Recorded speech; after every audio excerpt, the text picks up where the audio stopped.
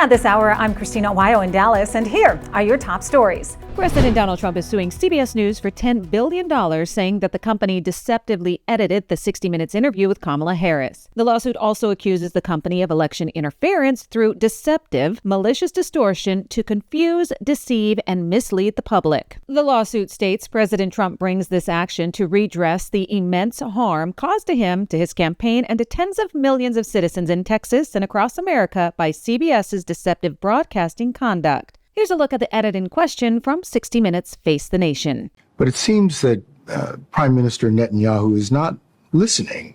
Well, Bill, the work that we have done has resulted in a number of movements in that region by Israel that were very much prompted by or a result of many things, including our advocacy for what needs to happen in the region. But it seems that Prime Minister Netanyahu is not listening. We're not going to stop pursuing what is necessary for the United States to be clear about where we stand on the need for this war to end. The Border Patrol Union is speaking out after Kamala Harris compared President Donald Trump supporters to Nazis. Kamala's comments coming right before Trump held his historic rally at Madison Square Garden in New York. The union is saying it's more proof that Kamala can't be trusted. As a Hispanic and as a member of the law enforcement community, that is a tremendous slap in the face. And once again, it proves why Kamala Harris is just unfit to be president of this country. Put your trust in the one person that does not want to divide this country, Donald J. Trump.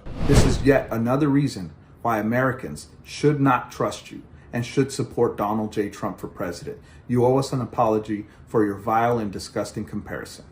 President Donald Trump continues his red-hot pace on the campaign trail in the final days leading up to the election. However, the state of New Mexico pushing back on his supporters, closing off the amphitheater parking, which is located right next to the rally, saying that Live Nation, the company that operates the amphitheater, wasn't authorized to give permission to the Trump campaign to use the parking lot. It didn't seem to matter. Tens of thousands of supporters showed up to hear the president's message. I'm thrilled to be in this beautiful state with thousands of very proud, hardworking American patriots, which is what you are.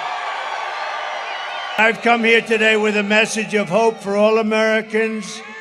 With your vote in this election, I will end inflation. I will stop the massive invasion of criminals into your state.